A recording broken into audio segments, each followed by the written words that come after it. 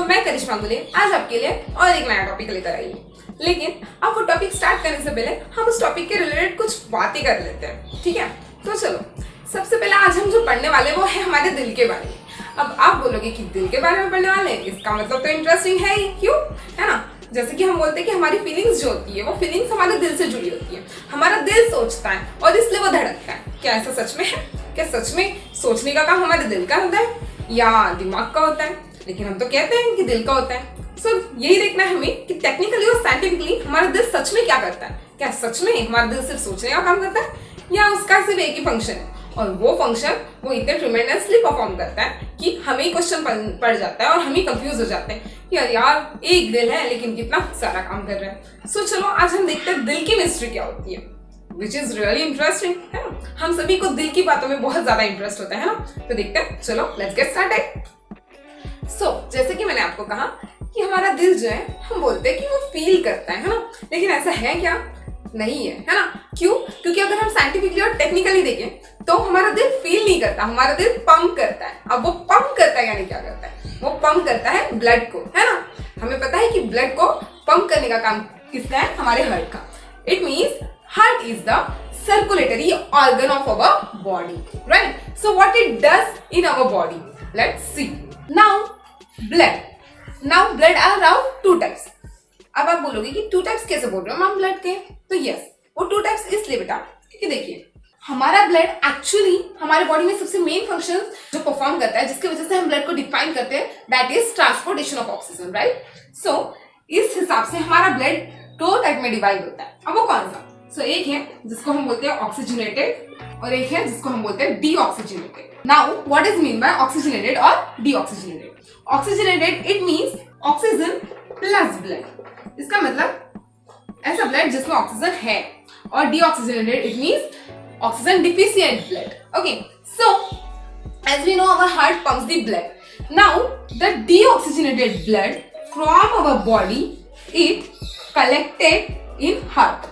Okay, so what type of deoxygenated type of? So क्या होता है कि हमारे बॉडी पार्ट से हमारा हार्ट डीऑक्सीजनेटेड ब्लड कलेक्ट करता है। कलेक्ट करने के बाद इसका ट्रांसपोर्ट करता है हमारी लंग्स की तरफ, ठीक है?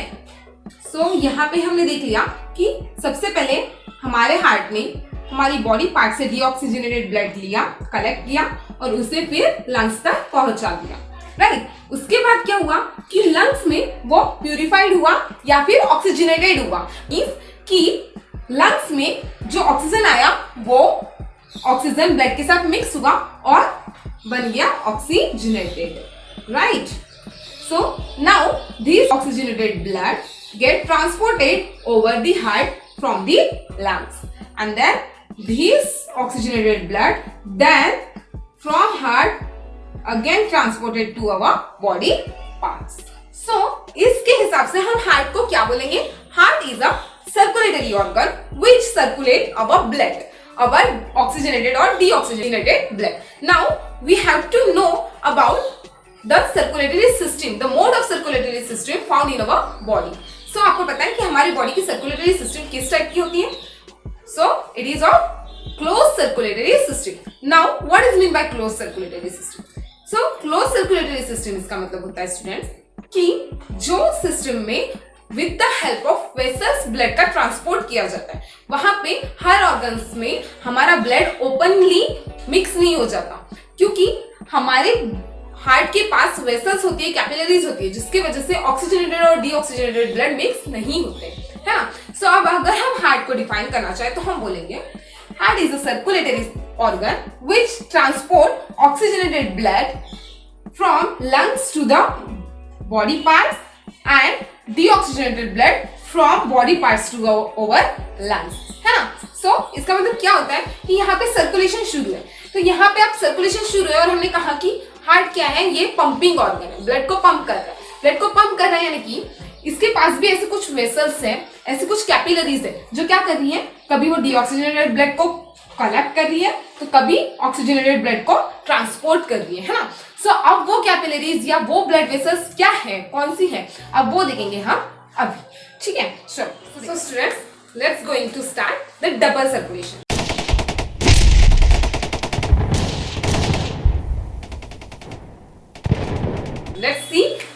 our blood and how our vessels functions transportation of blood. Okay, so सबसे पहले गाइस प्लीज यार मेरी ड्राइंग थोड़ी इग्नोर करना, उतना बेटर नहीं करती हूँ, लेकिन ठीक है आपको समझने के लिए समझ में आ जाएगा. ओके, हार्ट के पास तो हमें पता है एट्रिया और क्या है वेंट्रिकल से, है ना.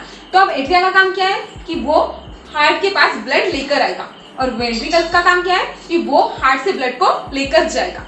तो अब हमने ये तो देख लिया कि ये कैसे कर रहा है, लेकिन अब हम देखेंगे कि नेचुरली सच में कौन सी कैपिलरीज है या कौन सी वाल्व है जो ये सारी चीजें करने में हार्ट की मदद करती है. ठीक है, जिसको हम जिस टॉपिक को हम और बोलते हैं डबल सर्कुलेशन टू, राइट. तो बहुत सारे स्टूडेंट्स मैंने देखा है कि बहुत सारे स्टूडेंट्स को डबल सर्कुलेशन ये टॉपिक में बहुत ज्यादा कंफ्यूजन होता है, राइट स्टूडेंट. क्या आप लोगों को भी है? लेकिन एक्चुअली कंफ्यूज होने की या डरने की तो कोई जरूरत है ही नहीं, ये बहुत इजी बात है. बस हमें थोड़ी सी बातें जो है ना वो ध्यान में रखनी होगी. अगर हमने ध्यान में रख ली तो हमें ये हार्ड लगेगा ही. अब आप बोलोगे कि कैसे मैम, इतना इजी नहीं है आप जैसे बोल रहे हो. तो ठीक है ना, देखते हैं इजी है या नहीं. चलो देखते हैं. तो देखो सबसे पहले जैसे कि हमने हार्ट की डेफिनेशन देखी, तो हार्ट क्या कर रहा है? ट्रांसपोर्ट ऑफ ब्लड कर रहा है. कैसा blood? Oxygenated as well as deoxygenated blood. तो सबसे पहले क्या हो रहा कि बॉडी ऑर्गन से डीऑक्सीजनेटेड ब्लड हार्ट के पास जा रहा है. अब कैसे जा रहा है? तो जो वॉल्व या जो वेसल लेकर जा रही उस वेसल को हम क्या बोलते हैं? वेना कैवा बोलते हैं. तो ये वेना कैवा क्या कर रही है? ऐसा ब्लड जो कैसा है? डी ऑक्सीजनेटेड है. हमारे बॉडी ऑर्गन से डीऑक्सीजनेटेड ब्लड ये वेना कैवा कहाँ लेकर जा रही है? हमारे राइट एट्रिया की तरफ लेकर जा रही है, right. This is the right atria. अब देखो ये जो डीऑक्सीजनेटेड ब्लड बॉडी ऑर्गन से राइट एट्रिया के पास आया, वो ब्लड क्या होगा? ट्रांसफर होगा. अब ट्रांसफर कैसे होगा? क्योंकि हार्ट क्या करता है? पंपिंग ऑफ ब्लड करता है ना. यानी कि वो कौन सी प्रोसेस करता है? Hub dub, contraction and relaxation, जिसको हम धक धक बोलते हैं ना. तो हमारा हार्ट धक धक नहीं करता, हमारा हार्ट क्या करता है? हब डब करता है ना. तो एक्चुअली क्या होगा कि ये जो डीऑक्सीजनेटेड ब्लड राइट एट्रिया के पास आया, वो ब्लड पहले क्या होगा? कॉन्टैक्ट और रिलैक्स होकर पंप किया जाएगा हमारे राइट वेंट्रिकल की तरफ, बराबर. तो अब ये राइट वेंट्रिकल की तरफ जो ब्लड आया है वो ब्लड कौन सा है? डी ऑक्सीजनेटेड है. तो अब यही डीऑक्सीजनेटेड ब्लड क्या होगा? हमारे लंग्स की तरफ जाएगा. अब ये डीऑक्सीजनेटेड ब्लड हमारे लंग्स की तरफ क्यों गया है? ताकि वो प्यूरिफाई हो सके और ऑक्सीजन के साथ मिक्स होकर क्या करे? ऑक्सीजनेटेड ब्लड का फॉर्मेशन करे, बराबर है. तो अब देखो ये जो डीऑक्सीजनेटेड ब्लड हमारे लंग्स की तरफ आ गया, वो डीऑक्सीजनेटेड ब्लड ये लंग्स क्या करेंगे? उसको ऑक्सीजनेटेड बना देंगे, है ना. अब आप बोलोगे कि ये ऑक्सीजनेटेड कैसे बना देंगे मैम? तो कैसे बनाएंगे? देखो जो हम हमारी नोज से क्या कर रहे हैं? ऑक्सीजन को इनहेल कर रहे हैं, वो ऑक्सीजन कहाँ आएगा? लंग्स में आएगा. तो अल्टीमेटली ये डीऑक्सीजनेटेड ब्लड के साथ हमारा ऑक्सीजन मिक्स हो जाएगा और वो ऑक्सीजनेटेड ब्लड में कन्वर्ट हो जाएगा, है ना. इजी. तो देखो अभी उसके बाद ये ऑक्सीजनेटेड ब्लड वापस से क्या होगा? ट्रांसफर किया जाएगा. अब ये ट्रांसफर कौन कर रहा है? तो ये जो ट्रांसफर कर रहा है इस वेसल्स को हम बोलते हैं पल्मोनरी, क्या बोलते हैं? पल्मोनरी वेन बोलते हैं. अब देखो अब आप बोलोगे मैम ये पल्मोनरी अब हम कैसे याद रखें? तो देखो पल्मोनरी ये डायरेक्ट रिलेशन हमारे लंग्स से होता है. तो ठीक है, आपको ये ध्यान रखना है अगर लंग से रिलेटेड कोई भी चीज है तो उसे हम क्या बोलते हैं? पल्मोनरी. ठीक है, तो क्योंकि ये लंग से रिलेटेड है इसलिए हमने बोला पल्मोनरी. और ये है क्या? Actually this is nothing but the when. तो अब देखो ये जो हमारी पल्मोनरी वेन है वो क्या कर रही है? इस ऑक्सीजनेटेड ब्लड को ट्रांसफर कर रही है. अब ट्रांसफर कर रही है कहाँ? हमारे लेफ्ट एट्रियम की तरफ, है ना. तो अब ये आ गया हमारा लेफ्ट एट्रियम में कौन सा ब्लड आ गया? ऑक्सीजनेटेड ब्लड आ गया, बराबर. फिर से अब यहाँ क्या होगा? धक धक यानी कि हबडब होगा और ये ब्लड कहाँ ट्रांसफर होगा? लेफ्ट वेंट्रिकल की तरफ, बराबर. तो अब ये लेफ्ट वेंट्रिकल की तरफ ट्रांसफर होने के बाद क्या होगा? ये लेफ्ट वेंट्रिकल इस ऑक्सीजनेटेड ब्लड का ट्रांसफर कहाँ करेगी? हमारी बॉडी ऑर्गन्स के पास. और इस तरीके से हमारे बॉडी ऑर्गन्स को क्या मिल जाएगा? ऑक्सीजनेटेड ब्लड मिल जाएगा. अब आप बोलोगे कि मैम इस वेसल का नाम था पल्मोनरी वेन, तो अब यहाँ से जो ऑक्सीजनेटेड ब्लड ट्रांसफर कर रही है जो कैपिलरी, उसको आप क्या बोलोगे? तो उसको हम क्या बोलेंगे? ऑल्टा. ओके, तो इस तरीके से हमारा ऑक्सीजनेटेड ब्लड हो गया ट्रांसफर वापस से बॉडी ऑर्गन्स के पास. तो अब क्या होगा? अब ये ऑक्सीजनेटेड ब्लड बॉडी ऑर्गन्स क्या करेंगे? यूटिलाइज करेंगे और उसके बाद उसका कन्वर्शन वापस से कैसे हो जाएगा? डीऑक्सीजनेटेड ब्लड में. वापस से ये प्रोसेस कंटिन्यू होती जाएगी. इस तरीके से इस प्रोसेस का साइकिल कंटिन्यू होते जाएगा। ये इतनी इजी प्रोसेस है। तो अभी आपको क्या करना पड़ेगा, 4 वर्ड्स तो याद रखने पड़ेंगे। सबसे पहली बात आपको ये ध्यान में रखना है कि एट्रिया या वेंट्रिकल क्या करती है। सो एट्रिया का काम क्या है, वो क्या कर रही, takes blood into the heart, मतलब वो क्या कर रही कि बाहर से जो ब्लड आ रहा है उस ब्लड को वो हार्ट की तरफ लेके जा रही है ना। तो हार्ट की तरफ लेके जा रही यानी कैसे, तो देखो हमने देखा यहाँ पे जो हमारे एट्रिया है उस एट्रिया पे फोकस करते हैं। तो एट्रिया क्या कर रहा, यहाँ पे भी जो ब्लड आ रहा है वो बॉडी ऑर्गन से आ रहा है और कहाँ जा रहा, एट्रिया के पास, यानी कि एट्रिया ने क्या किया, बॉडी ऑर्गन से ब्लड एट्रिया के पास ला गया। उसके बाद यहाँ से भी जो ब्लड आ रहा है वो एट्रिया के पास आ रहा है, तो क्या हो रहा है, लंग्स के पास से वो ब्लड हार्ट की तरफ लेके आया जा रहा है, बराबर। तो इसका मतलब ये स्टेटमेंट सही है ना। उसके बाद वेंट्रिकल, अब वेंट्रिकल क्या करता बोले हमने कि वो हार्ट से ब्लड को दूसरे पार्ट्स में लेकर जाता है। तो देखो अब ये जो वेंस है, ये वेंस क्या कर रही है, बॉडी ऑर्गन्स को लेकर जा रही है, यानी हार्ट से वो ब्लड लेकर जा रही है दूर, है ना।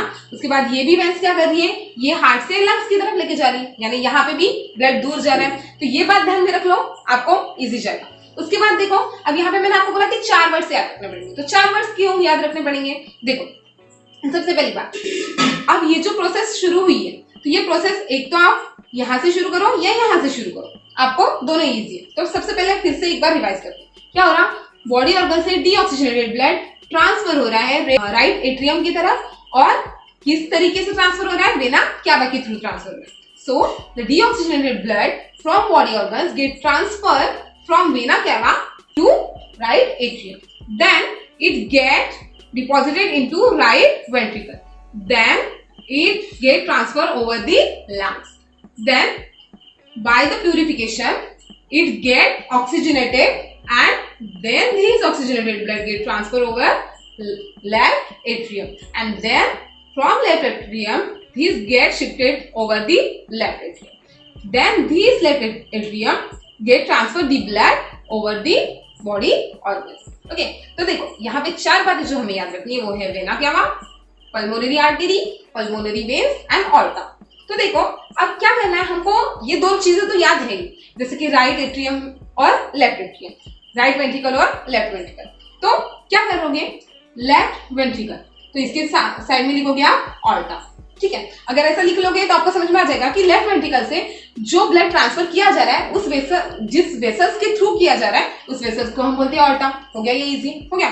फिर उसके बाद क्या करेंगे, अब हम लिखेंगे कि दिस इज राइट एट्रियम, तो राइट एट्रियम की तरफ जो वेसल्स ब्लड लेकर आ रही है उस वेसल्स को हम क्या बोलते हैं, वेना कैवा। तो आप क्या लिखोगे, राइट एट्रियम की तरफ क्या कौन सी वेसल्स लेकर आ रही है ब्लड, वेना कैवा लेकर आ रही है। उसके बाद थर्ड, ठीक है, तो आप देखो यहाँ पे जो है राइट वेंट्रिकल, तो ये राइट वेंट्रिकल जो ब्लड लेकर जा रहा है वो किसके थ्रू लेकर जा रहा है, पल्मोनरी आर्टरी के। तो आप यहाँ लिख लो पल्मोनरी आर्टरी। उसके बाद फिर से यहाँ पे लिख लो जो है लेफ्ट एट्रियम पल्मोनरी वेन। तो अगर आप इस तरीके से लिख लोगे तो आपको ऐसे ही ध्यान में रह जाएगा। तो आपको देखो अगर आप इतनी डिटेल्स याद रख लेते हो तो बाकी ये जो डबल सर्कुलेशन है ना, जो हमको कंफ्यूजिंग लगता है, बहुत बड़ी बात लगती है, बहुत ज्यादा डिफिकल्ट लगता है, ये इतना डिफिकल्ट लगेगा नहीं। क्यों, क्योंकि हमें ये सारी बातें पता है। तो अगर हमें ये चीजें पता है तो ये है जो सर्कुलेशन, ये हमको हार्ड नहीं लगने वाला, ये एकदम इजी लगेगा, ठीक है। तो ये इस तरीके से डबल सर्कुलेशन होता है और इसी प्रोसेस को हम बोलते हैं डबल सर्कुलेशन। अब देखो हमें डबल सर्कुलेशन क्यों बोला होगा, क्योंकि देखो हमारे पास एट्रिया या वेंट्रिकल ये दोनों कैसे हैं, डबल है, यानी कि यहाँ पे जो प्रोसेस हो रही है वो डबल हो रही है। यहाँ पे ऑक्सीजनेटेड और डीऑक्सीजनेटेड ब्लड इंटरमिक्स नहीं हो रहा है ना, इसलिए सर्कुलेशन है हमारा डबल सर्कुलेशन। ओके, अब देखो हम कुछ ऑर्गेनिजम्स आगे देखने वाले हैं जहां पर जिनकी बॉडी में आपको सिंगल सर्कुलेशन भी देखने मिलेगा, लाइक फिश, वहां पे सिर्फ सिंगल सर्कुलेशन होता है। क्यों, क्योंकि वहां पे एट्रिया और वेंट्रिकल एक ही होते हैं, है ना। तो अगर वहां एक होंगे तो वहां पे सर्कुलेशन भी एक ही होगा, बराबर है।